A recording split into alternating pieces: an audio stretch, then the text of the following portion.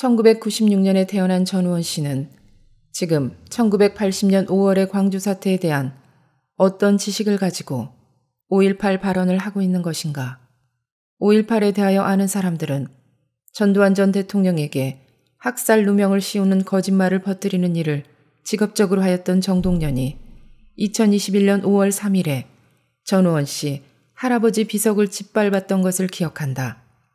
이 비석은 1982년 3월 전두환 대통령의 제5공화국 취임 1주년에 먼저 광주를 방문하신 대통령 내외분이 그날 밤에 광주 바로 옆 성산마을에서 민박한 것에 감격한 마을 사람들의 주도로 전두환 각하 내외분 민박마을이라는 각인을 새겨 마을 입구 도로변에 세워놓은 비석이었다. 성산마을 주민들에게는 몹시 소중한 이 비석을 1987년에 외지에서 온 도둑이 깊은 밤을 틈타 해머로 표지석 일부를 깨뜨려 대통령 이름 중 첫 글자인 성이 안 보이게 되자 마을에선 다시 비석을 제작하여 낙엽과 집단으로 덮어 숨겨놓았다. 1989년 1월에 외지에서 10여 명의 강도단이 우르르 몰려오더니 마을을 샅샅이 뒤져 찾아내어 곡괭이로 부순 후 망월묘지로 가져와 묻었다. 그 후 망월묘지 참배객들이 그 비석을 밟고 지나갈 때마다 그 비석을 소중히 여기는 성산마을 어르신들의 마음은 찢어지게 아팠을 것이다. 이 비석은 강도들의 작물인데 원주인에게 돌려주지 않고 밟고 지나가는 행위가 도덕적으로 옳은가? 정동련이 전우원 씨 할아버지 비석을 밟고 지나갔을 때 이것은 강도 행각을 두둔하는 행위였다. 더구나 5.18 기념재단 이사장을 역임했던 자가 광주 옆마을 비석 도둑들의 강도 행각을 두둔하는 행위를 하였을 때 이런 행위가 시사하는 바가 무엇이었겠는가? 전우원 씨는 자신의 참배 대상에 대해서 최소한의 공부는 하고 참배하는 것인가? 제1묘역에서 김경철 씨는 사건 날짜와 장소로 미루어 보아 광주 사태와는 전혀 상관없는 희생자였음이 거의 확실하며 설사 관계가 있었더라도 시위대 중 아무나 돌팔매질하는 자의 돌에 맞은 희생자였거나 말이 어눌한 김경철 씨를 경상도 번호판을 단 차 운전수로 오해한 시위대의 폭행 희생자였다. 광주상고 1학년 문재학 군은 5월 27일 새벽에 시민군들, 즉 5.18 유공자들이 쏜 총에 맞은 희생자였으며 초등학교 4학년 전재수 군은 5월 24일 효덕동에서 최영철 등 군복 차림을 한 시민군과 효덕동 시민군끼리 총을 쏘았을 때 효덕동 시민군 총에 맞은 희생자였다. 만약 지금도 광주 시내에서 5,000정의 총기가 돌아다니며 총기를 다룰 줄 모르는 청소년들이 시내에서 그 총을 여기저기 쏘고 다닌다면 총기 사고 희생자들이 많이 생길 것이다. 우원 씨가 가해자인 시민군들, 즉 5.18 유공자들이 된 묘지들을 눈물을 흘리며 참배를 하였다. 그러나 설사 참배를 하더라도 조용히 할 수 있었는데 왜 국군과 자기 할아버지가 누명을 쓰게 하는 말들을 쏟아내고 있는 것인가? 그리고 제2묘역의 정동련은 광주 사태 희생자이기는커녕 광주 사태 이후 자기 할아버지보다도 오히려 훨씬 더 오래 산 인물이었다. 자기 할아버지 비석을 밟은 자이며 가짜 5.18 유공자로 분류될 만한 인물이었던 정동련의 묘비를 우원 씨가 자기 코트로 닦을 이유가 있었던 것인지 묻고 싶다. 정동련은 광주 사태 현장에 있지도 않았으며 광주 사태의 목격자도 아니었다. 정동련이 퍼뜨린 유언비어 때문에 누명을 쓰고 온갖 고초를 겪으시다가 서거하신 전두환 대통령과 달리 정동련은 5.18 유공자 혜택 외에도 많은 특권을 누리는 삶을 살았다. 그는 5.18 기념재단 이사장과 광주시 남구청장 등 여러 공직과 광주사태 단체장직을 역임하였다. 심지어 그의 부인 이명자 씨도 남편 정동련이 가짜 5.18 유공자로 분류될 만한 인물이었음에도 5월 어머니 집 관장직을 역임하였다. 전우원 씨는 전두환 전 대통령을 국립묘지에 모셔야 한다고 말해야 할 손자이다. 전두환 전 대통령은 정동련이 퍼뜨린 거짓말 때문에 누명을 쓰고 국립묘지에 안장되지 못하셨다. 왜 하필 자기 할아버지에게 학살 누명을 씌우는 프레임을 만드는 활동을 하였던 인물의 묘비를 닦아준 것인가? 코트로 정동련의 묘지를 닦은 이유를 JTBC 기자가 묻자 전우원 씨는 참배할 때 예법에 맞게 행동을 하고 싶었고요. 제가 그때 입고 있던 제일 좋은 게 코트여서 코트를 사용했습니다. 그게 최소한의 예의라고 생각을 했어요. 라고 대답했던 우원 씨의 자기 할아버지와 자기 부모에 대한 예의 기준을 적용한다면 정동련에 대한 예의는 거의 우상화에 가깝다. 전 의원이 이처럼 우상화한 정동련은 누구였는가? 5.18 기념재단 초대 이사장은 거짓 증언을 했던 조비오 신부였고 2대 이사장이 바로 정동련이었다. 김영삼 정부 시절 5.18 재판은 조비오가 초대 이사장이었을 때 신청하였고 정동련이 2대 이사장이었을 때 진행되었다. 이때 광주 단체들은 말 바꾸기, 즉 거짓 증언을 하였다. 광주 사태는 원래 최규하 대통령을 강제로 하야시킬 목적으로 조직되었었다. 1980년 2월에 양 김씨 회동이 있었는데 김대중이 김영삼 총재의 신민당에 입당하고 야당의 제5공화국 대선 후보 단일화를 하겠다는 회동이었다. 3월에 김대중 지지자들이 강목을 들고 김영삼 지지자들과 싸워보았지만 결국 김영삼 씨로 후보 단일화가 되자 김대중은 이란의 회교도 혁명식 정권교체, 즉 선거 없이 민중봉기로 집권하는 것으로 집권 전략을 수정하고 그가 제야 세력이라고 부르던 반미 친북 좌파 세력과 손잡고 민중봉기를 획책하였다. 1980년에 김대중이 최규하 과도정부를 힘으로 전복시키려고 최초로 시도하였던 날은 최규하 대통령이 중동 순방 중이었던 5월 15일이었다. 대학생 10만 명이 동원된 이날의 가두 시위는 단순한 가두 시위가 아니라 청와대와 중앙청, 미 대사관과 방송국을 접수하는 것을 목적으로 하던 시위였는데 그날 저녁 심재철 서울대 총학생회장이 시위대 해산 광고를 함으로써 무산되자 지금껏 그날의 시위를 서울역 회군이라고 부르고 있다. 5월 15일 최규하 과도정부를 전복시키려던 김대중 일당의 일정에 맞추어 광주에서도 5월 14일부터 가두시위가 시작되었는데 그 가두시위 명칭이 민족 민주화 성회였다는 사실이 광주 사태는 민주화 운동이 아니었다는 증거이다. 왜냐하면 민족 민주화는 공산당 계열 혹은 친공산주의 좌익이 자유민주주의 체제를 타도하자는 의미로 사용하는 용어였기 때문이다. 우원 씨는 자유민주화, 민족민주는 상극이라는 사실조차 모르면서 함부로 민주화 운동이란 단어를 사용하고 있는 것인가? 좌익은 1980년 5월을 대한민국에서 자유민주주의 체제를 타도할 결정적인 시기로 보았다. 좌익은 최규하 대통령과 신현학 총리를 유신잔당이라고 불렀고 자유민주주의 진영을 반민주, 반민족 세력이라고 불렀는데 이런 주장은 북한의 주장과 일치하였다. 그리고 연설 방식도 광주 인민봉기를 지지하는 북한의 군중대회 연설 방식과 너무도 흡사하였다. 우리는 유신잔당의 국민주권 찬탈 음모를 분쇄하고자 우리 대학인의 민주 역량을 총집결하여 반민주, 반민족 세력과의 성전을 엄숙히 선포한다.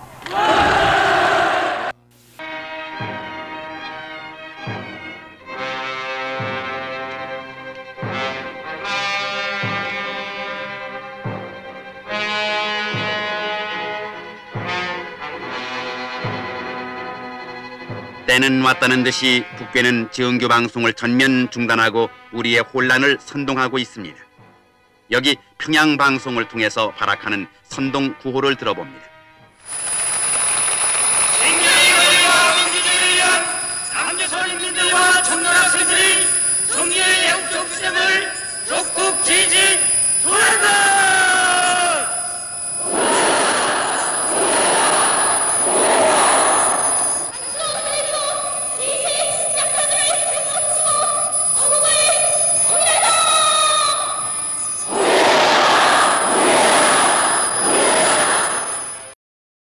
5월 15일에 전남대 학생회장 박관현이 낭독한 제2시국 선언문은 누가 써준 것이었을까?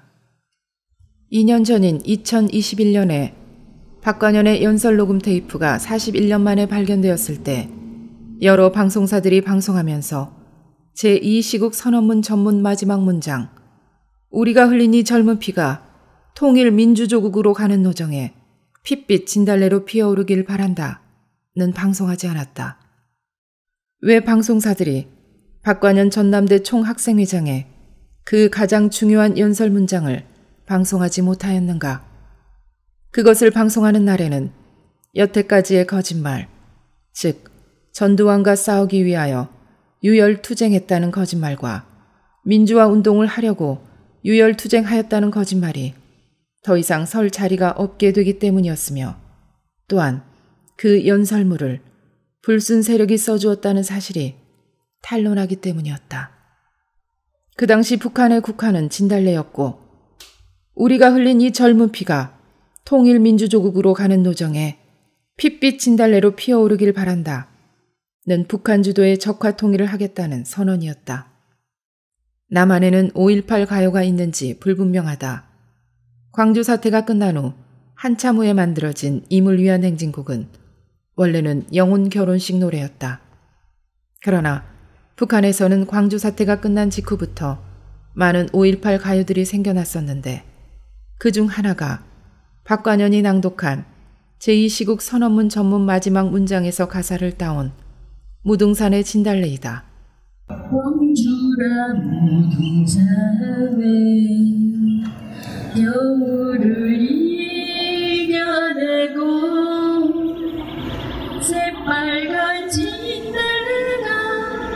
새빨간 진달래가 곱게 피어나네. 동강난 조국 땅을 하나로 다지자 억세게 싸우다가 우리 죽음 당한 그들 사랑하는 부모 형제 죽어서도 못 잊어. 젊은 녹시꽃이 되어 무등산에 피어나네. 광주라 무등산에 봄철을 부르면서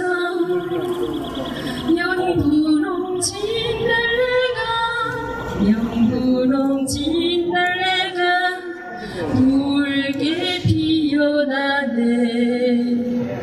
찢어진 민족 혈맥 하나로 다시 잇자 억세게 싸우다가 우리 죽음 당한 그들 사랑하는 부모 형제 죽어서도 못 잊어. 죽은 넋이 되어 무등산에 피어나네. 이 노래는 광주 사태 당시 북한에서 10대 소녀였으며 TV에 광주 인민봉기 실황 중계방송 화면에 비친 시민군들은 북한군들이라는 말을 들으며 자라다가 2012년에 탈북한 조기임 씨가 왜 남한에서는 5.18을 민주화 운동이라고 하는 것인지 이해하지 못한다며 2015년에 부른 노래이다. 전남대학교 총학생회 총무였던 양강섭의 증언에 따르면 박관현이 제2시국 선언문을 낭독한 5월 15일 밤에 정동련은 송선태 등 전남대 내 김대중의 사조직을 소집하여 협조적인 시민들을 어떻게 이끌어갈 것인가에 대한 논의와 고등학생들을 동원시키는 문제, 그리고 도시 침투에 대해서 논의했다. 끝으로는 특공대 조직까지 거론하였다. 도시 침투는 도시 게릴라전을 한다는 의미이며 특공대 조직은 기관총과 TNT 등으로 무장한 특수기동대를 조직한다는 말이었다. 이처럼 가두 시위를 유혈 시위로 격상시킬 준비가 5월 15일에 완료되어 있었다. 5월 15일에 박관현의 제2시국 선언문 낭독에서 우리가 흘린 이 젊은 피가 통일민주조국으로 가는 노정에 핏빛 진달래로 피어오르길 바란다는 말은 적화 통일을 위해 피를 흘리라는 지령 낭독이었다. 그리고 그 다음 날의 5.16 화영식 때 정동련이 시민들에게 유혈투쟁을 선동하는 연설을 5분 동안 하였다. 그리고 정동련이 시민들에게 드리는 말씀이란 제목으로 한 그 연설과 더불어 5.18의 거대한 사기극은 광주 사태가 시작하기 이틀 전에 이미 시작되고 있었다. 계엄하에서는 원래 가두 시위가 불법이지만 안경화 도경국장이 전남대 학생들에게만 5월 16일까지 특별히 허락해 준 것이었다. 광주 치안을 책임진 안경화 도경국장으로서는 도저히 이틀 이상의 가두 시위를 허용할 수 없었다. 5월 16일의 집회는 박관현 총학생회장이 하루만 더 허락해주면 그날을 마지막으로 더 이상의 시위는 없을 것이라고 선언하기로 서약하고 허락받은 집회였다. 그런데 전남대 학생들만 하기로 약속받고 허락받은 이 시위에 광주의 고등학생들의 학교 수업을 중단시키고 대거 동원한 것이 사기요. 정동련이 학생들이 아닌 일반 시민들을 대상으로 유혈 폭동을 선동하는 연설을 한 것이 사기였다. 정동련은 시민들에게 피를 흘리라고 선동하는 연설을 이렇게 발표하였다. 피를 부르는 함성이 터져나오고 있다. 틀림없이 그렇게 될 것이다. 그때 우리 학생들은 앞장서서 피를 흘리고 싸울 테니까 시민들은 그때 같이 함께하자. 피를 부르는 함성이 터져나오고 있다. 노동자, 농민들이여, 우리 학생들이 앞장서서 피를 흘릴 것이다. 5월 16일의 가두 시위는 전남대 학생들만 참가하는 것으로 약속받고 허락받은 시위였는데 어째서 시민들에게 피를 흘리라고 선동하였는가? 피를 흘리라는 말은 희생자가 생기라는 말이었다. 희생자가 생기기를 원하는 집단이 있었으며 그 집단이 이런 연설을 하였다. 무엇 때문에 피가 필요하였는가? 4.19 상황을 재현하기 위하여 피가 필요하였다. 학생 사망자가 생겼을 때 이승만 대통령이 하야한 전례가 있었다. 유혈폭동 희생자가 생기면 4.19의 전례에 따라 최규하 대통령도 하야할 것이다. 정동련은 그때는 그것을 김대중이 섀도우 내각, 즉 섀도우 캐비넷을 구성하여 집권할 수 있는 여건을 마련하기 위한 것이라고 설명하였다. 이렇듯 5월 16일에 정동련이 유혈폭동을 선동하는 연설을 하였을 때 전혀 전두환 당시 보안사령관과 싸우기 위함이 아니었다. 5월 14일부터 시작된 전남대 가두 시위의 목적은 박정희 대통령 서거 이후 허약한 최규하 과도정부를 힘으로 전복시키려는 것이었다. 전두환이란 이름은 5월 15일부터 처음으로 언급되기 시작하였다. 그러나 전두환은 그때 싸움의 대상이 아니라 경계의 대상이었다. 김대중이 선거를 치르지 않고 집권할 수 있도록 민중봉기를 조직하는 세력편에서는 최규하 과도정부는 여당도 없는 연약한 정부인지라 민중봉기가 일어난다면 아무도 지켜주지 않을 것으로 확신하고 있었다. 다만 한 가지 걱정거리는 김재규가 박정희 대통령을 시해하였을 때 김재규를 체포하고 정승화가 김재규를 복권시키려고 하였을 때 정승화를 연행함으로써 제4공화국 헌정질서를 수호한 전두환 보안사령관이 이번에도 최규하 대통령을 호위함으로써 제4공화국 헌정질서를 수호할 것이 염려되었다. 그런 염려가 있기는 하였으나 그때도 싸움 대상은 최규하 대통령이었지 결코 전두환이 아니었다. 사실이 이러함에도 나중에 마치 광주 사태가 전두환과 싸우기 위해 일어난 것이었던 것처럼 말바꾸기를 한 것이 정동련의 거짓말이었다. 더구나 전두환 당시 보안사령관은 광주 사태와는 전혀 그 어떤 관계도 없었음에도 정동련은 전두환 보안사령관이 군대를 보내 광주 학살을 하였다는 유언비어를 퍼뜨리는 활동을 직업적으로 하였다. 정동련은 광주 사태 희생자도 아니요 광주 사태 이후 자기 할아버지보다 훨씬 더 오래 생존했던 인물인데 도대체 전두환 전 대통령 손자가 무릎을 꿇고 자기 코트를 벗어 정동련의 묘지를 닦았어야 할 이유를 국민들은 도저히 납득할 수 없기에 정동련의 생애 또한 재조명되지 않을 수 없다. 유혈폭동 선동 당사자였으며 청소년들까지 유혈 시위에 동원하려 했던 정동련은 처음부터 광주 사태에 대해 대단히 편파적인 시각을 가지고 있었다. 광주 사태 때 현장에 있지도 않았던 정동련은 국군과 그리고 광주 사태에 털끝만한 관계도 없었던 분에게 학살 누명을 씌우는 프레임을 만들어 거짓말을 큰 소리로 퍼뜨렸고 그 거짓말이 넘쳐나고 지배하는 세상이 되자 마침내 전우원 씨도 어려서부터 그 거짓말에 속아온 삶을 살아왔다. 광주 사태 발생 며칠 전에 정동련이 유혈 시위를 기획하였을 때 그 대상은 전두환 당시 보안사령관이 아니라 최규하 과도정부였다. 거짓말하는 자들에 의해 이런 사실이 왜곡되고 한국 근현대사가 굴절되었기에 이제 광주 사태는 원점부터 즉 1980년 5월 18일 이전에 누가 왜 가두 시위를 조직하였는가부터 다시 새로 규명하여야 한다. 정동련은 전두환 전 대통령에게 누명을 씌우고 전두환에 대한 적대심과 증오심을 야기하는 프레임을 만드는 활동을 하였으나 한 번도 자신의 그런 주장에 신뢰성을 주는 근거를 제시한 적은 없었다. 이제는 우리가 정동련이 1980년 봄에 어디서 무엇을 했었는지를 밝히고 말하여야 할 차례이다. 왜냐하면 그렇게 해야만 한국 근현대사의 중요한 퍼즐이 풀리며 5.18의 진실이 무엇인지 더욱 명확해질 수 있기 때문이다. 광주 사태 유언비어는 그 유언비어를 지어낸 자들이 거짓말하는 자들이었기에 전혀 신뢰성이 없는 유언비어이다.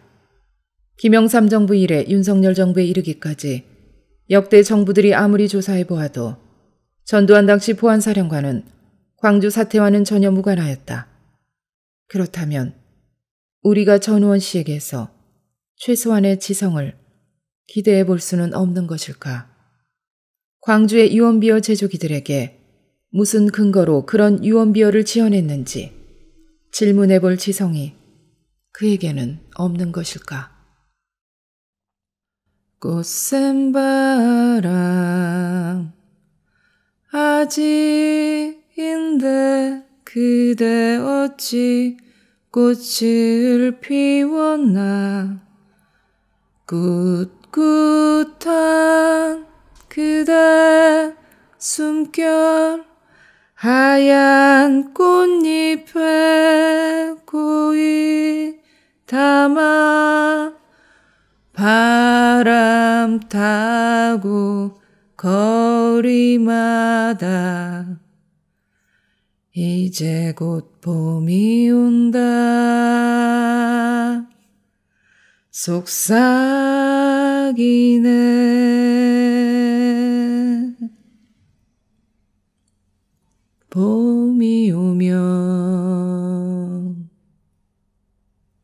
봄이 오면 틈새마다 꽃이 피고 나비가 날아다닐 거예요. 봄이 오면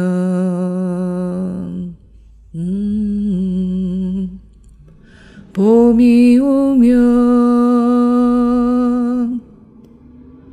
시냇물이 노래하고 새순들이 돋아날 거예요. 그때까지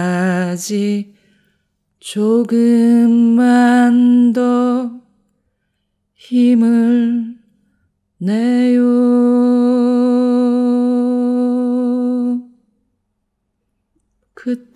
그때까지 조금만 더 힘을 내